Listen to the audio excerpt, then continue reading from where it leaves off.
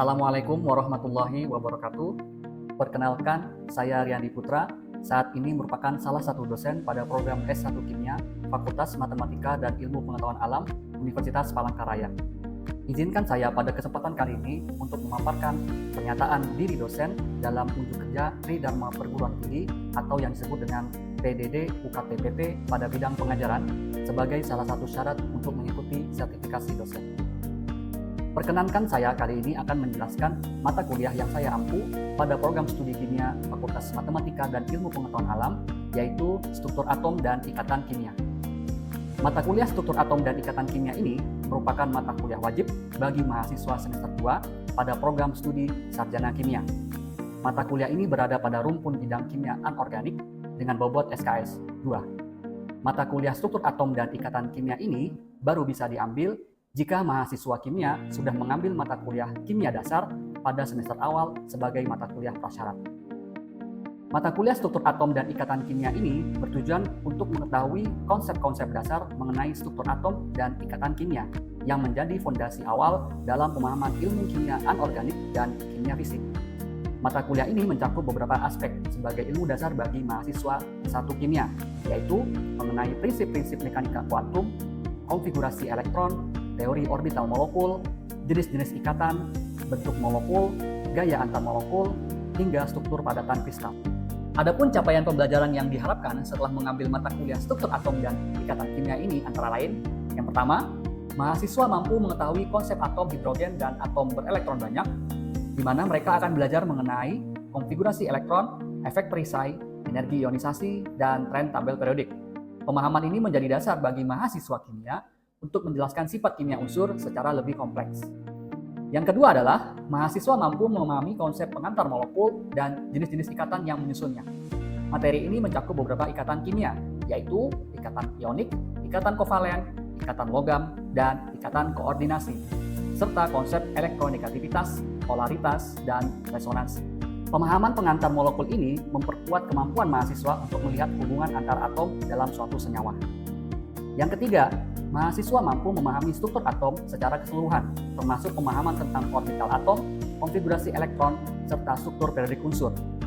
Mahasiswa akan diarahkan untuk mampu menganalisis bagaimana konfigurasi elektron mempengaruhi sifat kimia dan fisis dan posisi unsur dalam tabel periodik unsur. Lalu yang terakhir, yang keempat adalah mahasiswa mampu memahami secara mendalam mengenai ikatan kimia, baik secara konseptual maupun teoritis. Materi yang akan dibahas antara lain yaitu teori ikatan valensi, model VCFIR, teori orbital molekul. Mahasiswa juga akan belajar mengidentifikasi gaya antar molekul, kepolaran, dan hubungan antara struktur atom dan sifat-sifat. Untuk mencapai capaian pembelajaran mata kuliah atau CPMK tersebut, mahasiswa akan diberikan perkuliahan tatap muka yang akan diselenggarakan sebanyak 16 kali pertemuan, dengan rincian sebagai berikut: 7 pertemuan sebelum ujian tengah semester, 1 pekan ujian tengah semester, 7 pertemuan sebelum ujian akhir semester, dan 1 pekan ujian akhir semester. Adapun materi pembelajaran ini akan saya bagi menjadi beberapa topik besar. Yang pertama, prinsip mekanika kuantum. Kedua, konfigurasi elektron, ketiga, jenis-jenis ikatan. Keempat, bentuk molekul. Kelima, teori orbital molekul, monointi dan heterointi. Keenam, klasifikasi gaya antar molekul. Ketujuh, unsur simetri kepolaran. Kedelapan, struktur rapat kristal. Kesembilan, Daur Bohr-Haber. Dan yang terakhir, yang ke-10 adalah struktur kristal logam.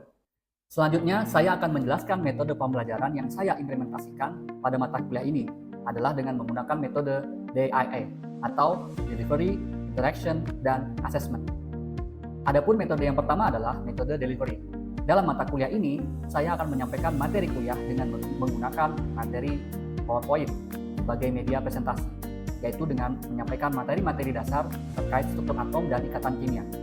Selanjutnya, untuk membuat materi perkuliahan lebih terstruktur, saya menggunakan sumber buku dari buku pertama yang berjudul Inorganic Chemistry edisi kedua tahun 2005 oleh Housecroft dan buku kedua dengan judul Inorganic Chemistry edisi ketiga tahun 2001 oleh Nisler. Kemudian selanjutnya adalah metode interaction. Pada metode ini, saya akan menerapkan perkuliahan seinteraktif mungkin dengan menambahkan pernyataan pemicu dalam proses pembelajaran selama kelas berlangsung, sehingga mahasiswa dapat melatih berpikir kritis dan menyampaikan pendapatnya.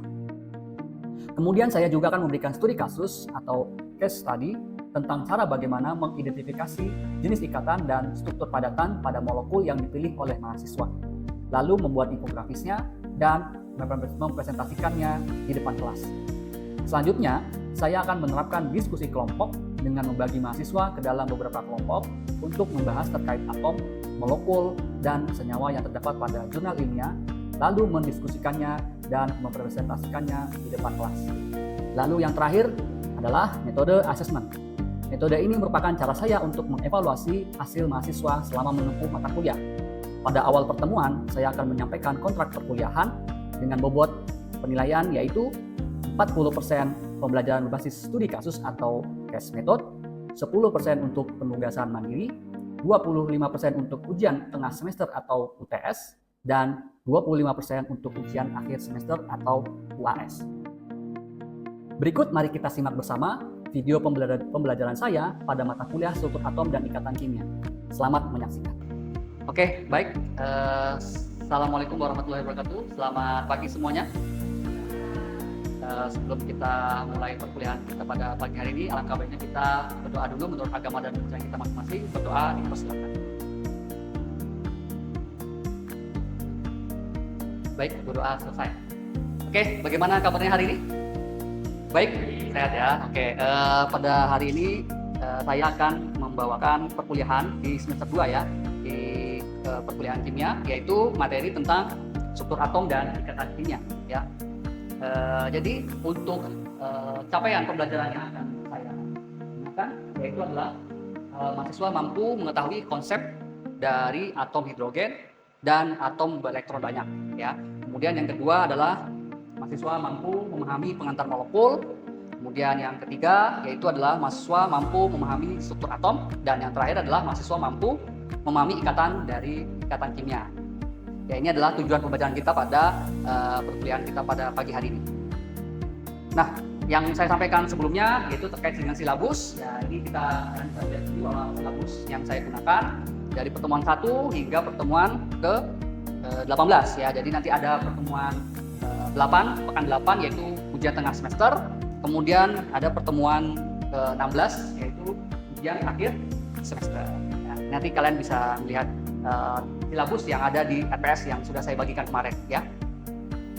Nah, untuk referensi pada perkuliahan kita pada hari ini yaitu saya mengambil buku ya, ini ya, buku Inorganic Chemistry ya dari terbitan Missler ya di 2005 ya. Ini bisa kalian pakai sebagai referensi atau bisa kalian gunakan edisi keempat Inorganic Chemistry yang diterbitkan oleh Person ya dari Hoscroft 2005 juga. Yang ini 2001 ya, yang itu 2005 ya. Bisa nanti kalian bisa mencari sendiri ya referensi yang ada. Oke. Nah, sebelum saya masuk ke materi, saya ingin tanyakan dulu teman-teman mahasiswa, ada yang tahu atom itu apa? Ada yang... Baik, siapa namanya? Ana. Baik, silakan Ana.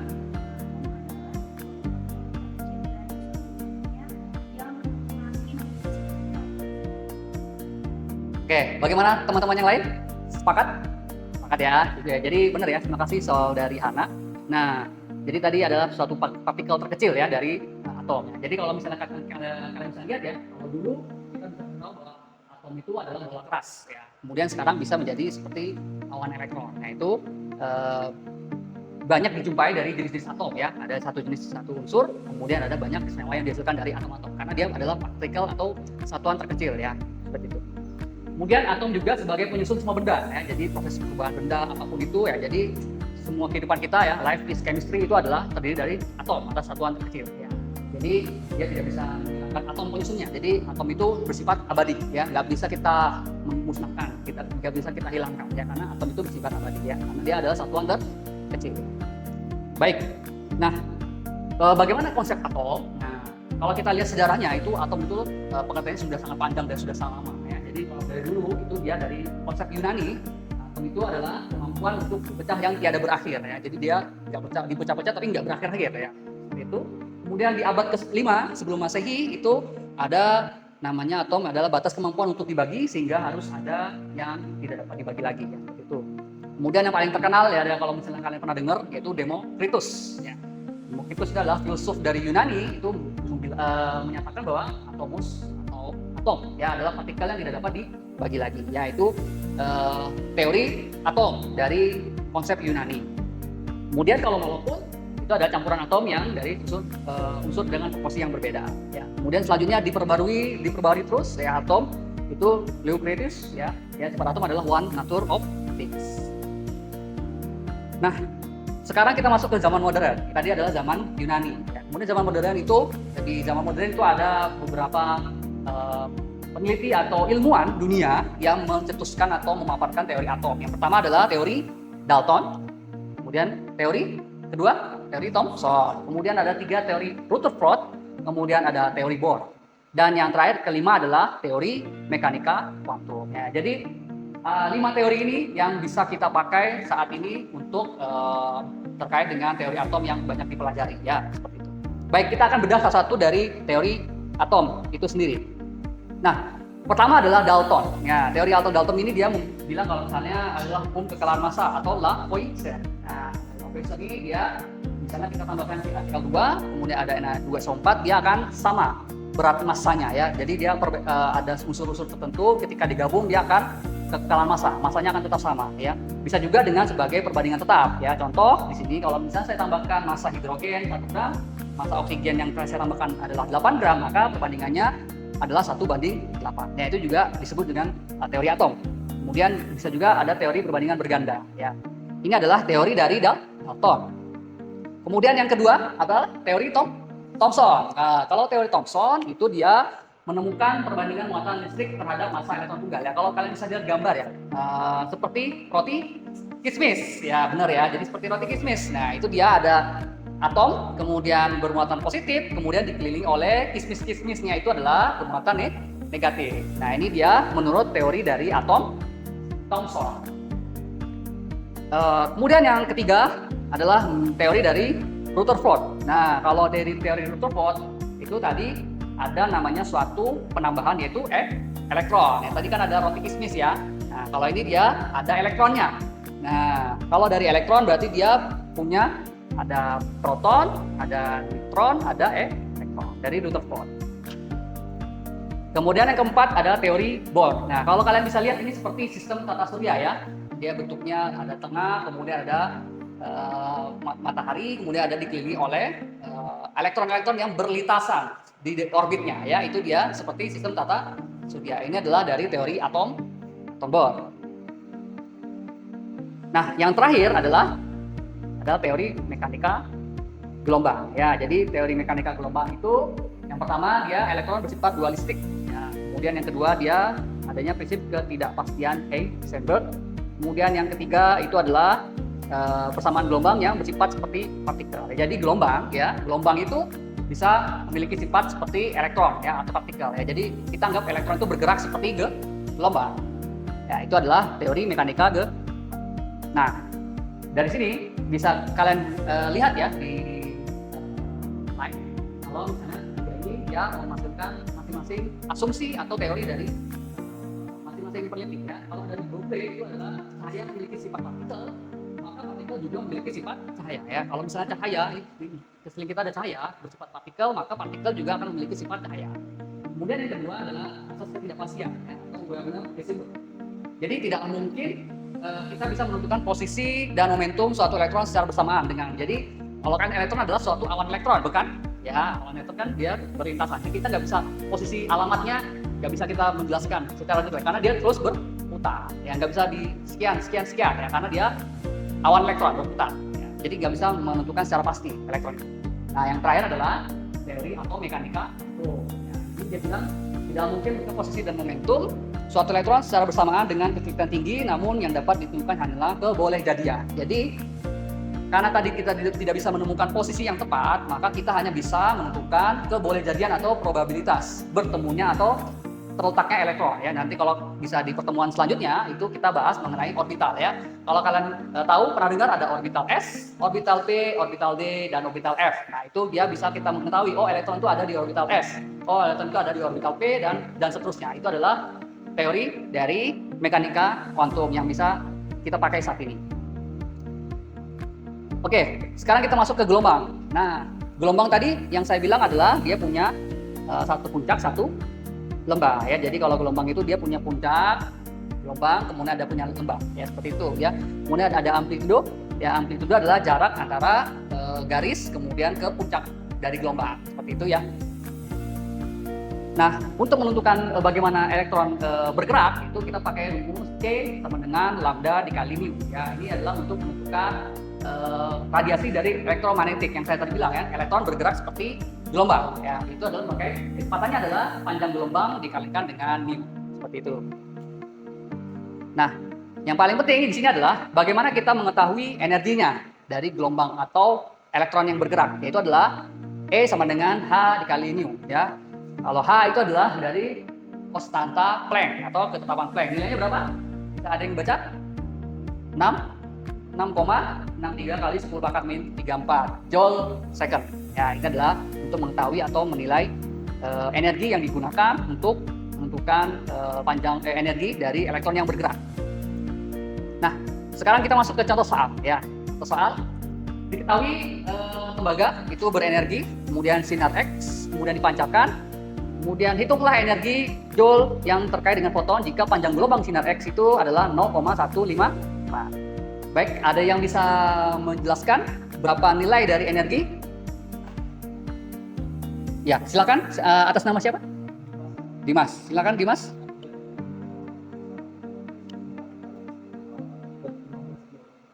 Oke, yang lain berapa dapatnya? Ada yang berbeda? Sama. Oke. Kita lihat ya, di sini dia ada E, kemudian H mu, kemudian ada masukin konstanta, kemudian masukin nilai kecepatan cahaya ya 3 kali 10 pangkat 8, kemudian masukin panjang gelombangnya. Kita ubah dari nanometer menjadi meter. Kemudian didapatkan E-nya berapa? Baik, benar ya, 1,29 kali 10 pangkat 15 ya. Terima kasih Dimas ya. Beri tepuk tangan dulu untuk Dimas. Oke, terima kasih. Selanjutnya kita masuk ke atom. Nah, tadi kan saya bilang kalau atom itu ya adalah satuan terkecil. Nah, sekarang saya mau tanya, apa penyusun dari suatu atom? Oke, baik, silakan Tasya. Oke, ada yang lain? Sama ya.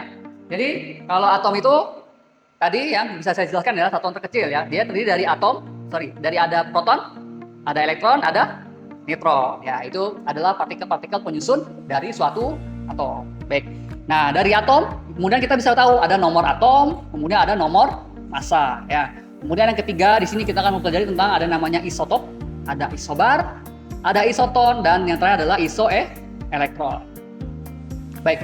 Nah, tadi saudari Tasya sudah mention atau menyebutkan bahwa atom itu penyusunnya ada elektron, ada proton, ada neutron. Nah, masing-masing juga punya massa atau berat ya, dan masing-masing penemu ya. Kalau elektron penemunya adalah Thomson, kemudian proton penemunya adalah Rutherford, kemudian neutron adalah penemunya James Chadwick ya. Dia punya massa-massanya ya. Kalau kalian lihat ya di sini adalah sangat kecil ya ukurannya.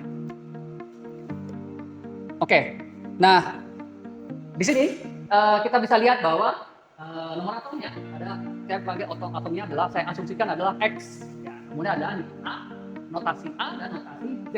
Ya, notasi A itu adalah nomor massa dan notasi Z itu adalah nomor atom atau sama dengan jumlah proton. Ya, kemudian X itu adalah lambang atomnya ya. Kalau kalian sudah mengambil mata kuliah kimia unsur ya, bisa dilihat di sini periode unsur.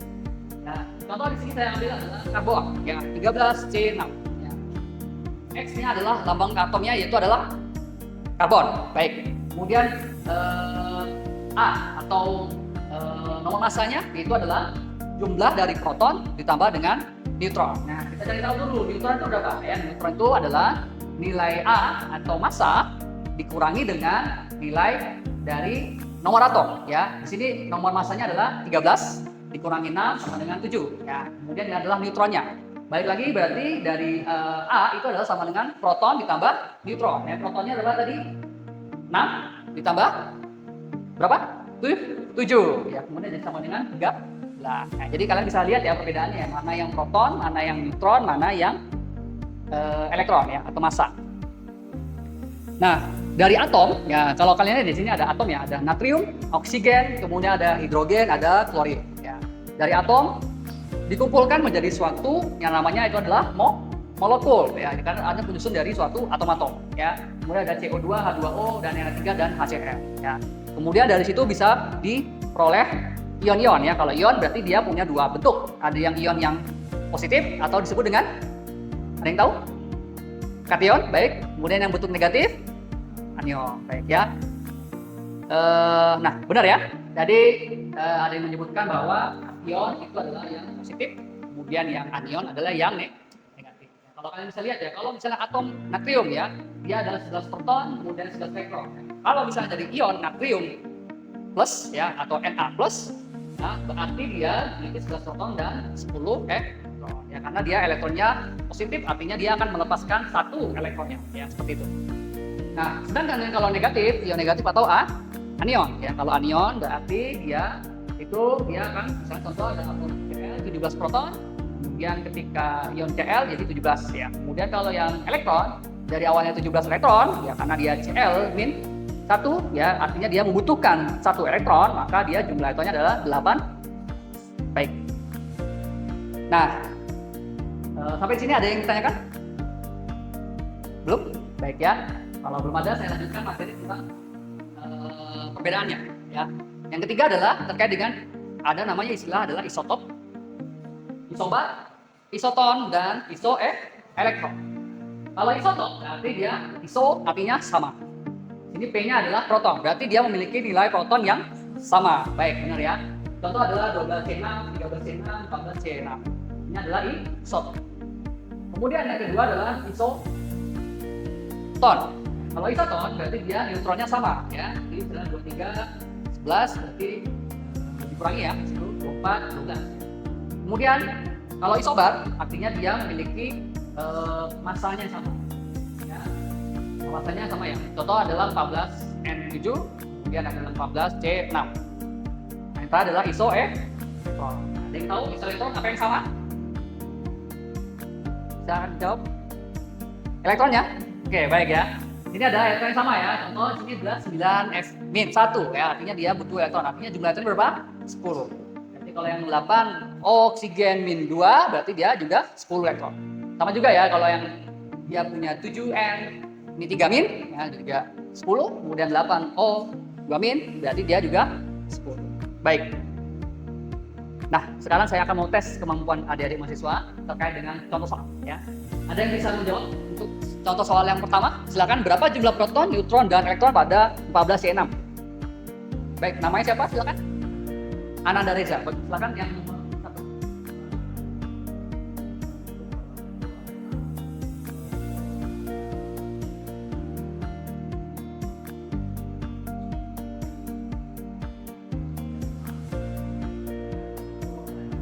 Oke, baik ya. Kita coba lihat ya di sini. Oh ya, ada sedikit meleset ya berarti.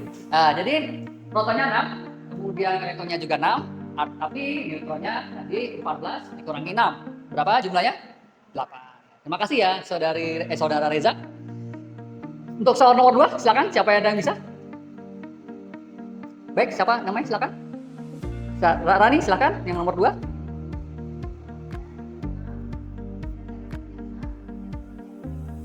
Oke, yang lain ada yang sama?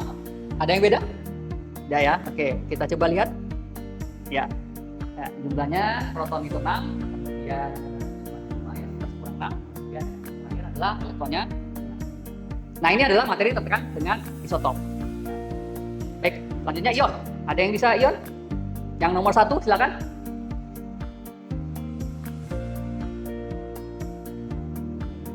Oh iya, silakan Reza ya. Saudara tadi memperbaiki kesalahannya ya. Silakan nomor 1.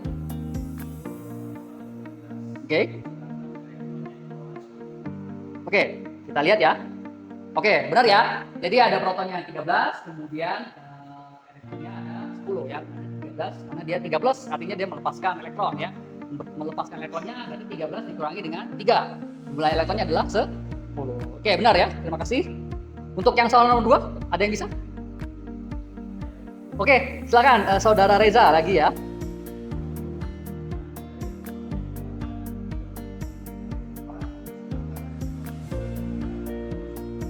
Oke, ada yang beda? Nah, ini silakan. Oke, tadi 36, 32 ya. Baik, kita lihat ya. Oke, ya, untuk protonnya ada 34, kemudian yang elektronnya ada 30. Nah, karena dia negatif, artinya dia membutuhkan elektron ya. Berarti dia tambahan elektronnya kan 34 ditambah 2. Jadi totalnya adalah 30. Terima kasih ya, Reza sama siapa tadi namanya? Ana, baik. Jadi sudah mengerti ya. Nah, kemudian selanjutnya ini adalah kita bahas terkait materi terakhir adalah ikatan ya. Jadi ikatan itu ada ikatan ionik. Ya, ioniknya berarti dia adalah interaksi yang terjadi antara atom dengan valensinya ya. Jadi dia ada tarik menarik di sini. Ikatan yang terjadi adalah tarik menarik ya. Seperti itu. Contoh ada LIF di sini ya. Dia contohnya tarik menarik. Kemudian yang kedua adalah ikatan kovalen ya. Jadi dia pemakaian bersama elektron dari dua atom yang berbeda ya. Di sini ada contohnya adalah F2. Kemudian yang selanjutnya ada namanya ikatan ganda sama ikatan rangkap ya. Ada double bond sama triple. Ini untuk khusus untuk kovalen. Nah, ada namanya istilah yang baru, yaitu adalah ikatan kovalen. Ini kan kovalen adalah pemakaian bersama elektron. Ya. Kalau ikatan kovalen polar itu dia cenderung menghabiskan lebih banyak waktunya berada di dekat salah satu atom. Ya, jadi contoh sini adalah HF. Ya, jadi dia F itu lebih elektronegatif, sehingga hidrogen yang berikatan itu dia akan cenderung menghabiskan waktunya berdekatan dengan F. Ya, di sini adalah ikatan kovalen polar. Ya. Kalau kita bisa rincikan, sini dia F itu dia kaya elektron atau daerah yang kaya elektron. Kemudian yang H hidrogen itu dia daerah yang miskin elektron. Ya, jadi H akan berdekatan ke F. Oke, jadi ada ini ya sharing yang namanya ada kovalen, kemudian kovalen polar, dan terakhir adalah ion. Ya, jadi urutannya adalah kovalen, kemudian ada kovalen polar, kemudian terakhir adalah ion. Nah, tadi adalah ikatan ionik sudah, ikatan kovalen sudah, ikatan kovalen polar. Terakhir yang ketiga, keempat adalah ikatan logam. Ya, berarti kalau namanya ikatan logam adalah terjadi antara logam dengan logam. Ya, di sini contoh ada logam positif dengan titik-titik kristal seperti itu. Nah, yang terakhir itu adalah materi terkait dengan ikatan kovalen koordinasi. Kalau kovalen koordinasi itu adalah yang dimana contoh sini adalah amonium NH yang akan mendonorkan pasangan elektron bebasnya sebagai basa Lewis. Ya, jadi nanti ada donor pasangan elektron bebas dan adalah akseptor atau penerima pasangan elektron bebas atau PEB. Ya, jadi kalau yang donor itu dia namanya apa? Basa Lewis. Kemudian adalah akseptor adalah asam Lewis. Nah, untuk materi terkait dengan asam Lewis dan atau terkait dengan konsep asam basa itu nanti kita akan bahas di pertemuan selanjutnya ya. Baik. Yang terakhir ini saya sedikit sampaikan bahwa ada namanya asam Lewis sama basa Lewis. Ya, jadi dia pemakaian secara kovalen koordinasi. Ya, ini ada contoh dari suatu ligan. Oke, ada yang mau ditanyakan terkait materi kita hari ini? Kalau tidak ada, saya ingin quiz ya terlebih dahulu ya. Anda bisa mencoba buka quizzes ya di internet ya. Jadi coba buka di quizzes.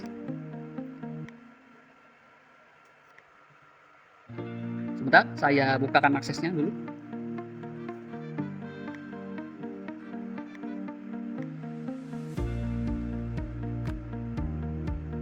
Oke, kita buka.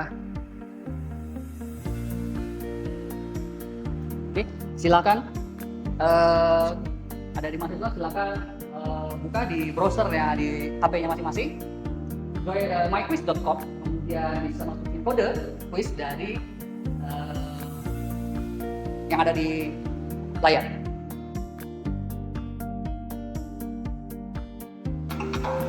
Oke, untuk jawabannya itu yang satu bisa kita lihat ya di layar, ada Sarani, kemudian ada Ana dan Dimas. Ya, gitu teman, tepuk tangan dulu untuk yang menang ya hari ini. Oke, ada yang mau ditanyakan terkait materi kuliah hal ini?